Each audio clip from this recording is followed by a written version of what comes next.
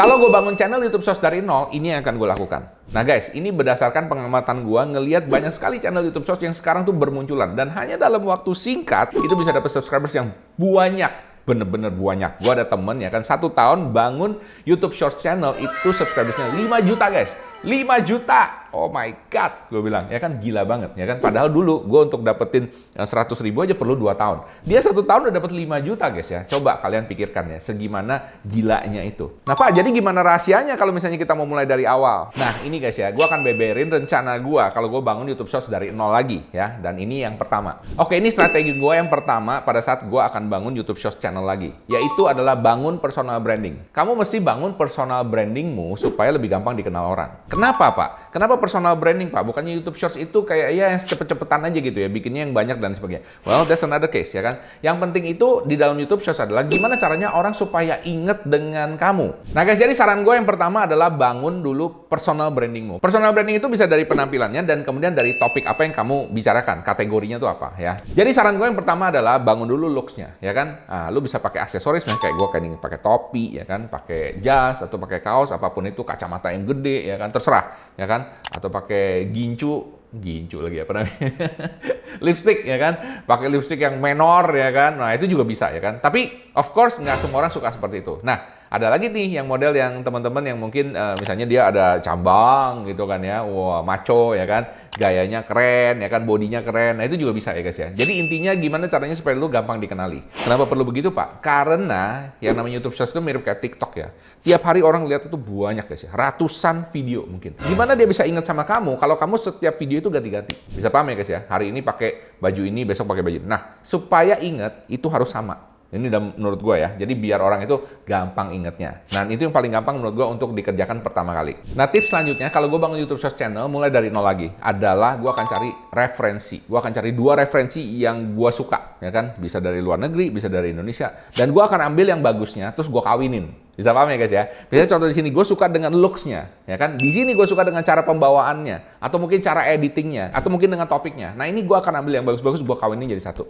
Loh kenapa gitu Pak? Bukannya Bapak udah sering bikin konten? Betul, ya kan? Tapi tetap guys ya, ketika lu bikin sebuah channel baru, itu kayak lu start bisnis baru. Misalnya gini, lu udah sering lah bikin restoran, tapi ketika lu bikin restoran misalnya ayam goreng khusus, lu perlu belajar dari restoran khusus untuk bikin ayam goreng. Bisa paham ya guys ya? Nah, di sini bedanya ya. Meskipun hal sekecil apapun, lu perlu pelajarin. Jangan pikir kita udah tahu semua. Jadi saran gua adalah lu pelajarin dari yang lain-lain ya kan. Ambil bagus-bagusnya, lu kawinin jadi satu, jadi milik lu sendiri. Bisa paham guys?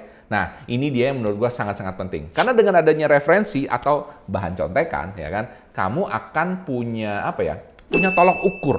Ya, punya tolok ukur. Oh, kayak gini nih bikinnya. Oh, kayak gini bikinnya. Editingnya mesti kayak gini nih. Oke, ngomongnya mesti kayak gini ya kan. Penampilannya dibikin kayak gini ya kan. Views-nya seperti kayak gini. Nah, jadi kalian lebih gampang untuk mengukur dirimu sendiri. Ya, paham ya guys ya? Dan cara ini adalah shortcut yang bisa ngebantuin kalian untuk lebih cepat maju dibandingkan dengan kalian ngeraba-raba jalan sendiri ya. Jadi nggak usah sok kreatif ya, langsung aja gaskan.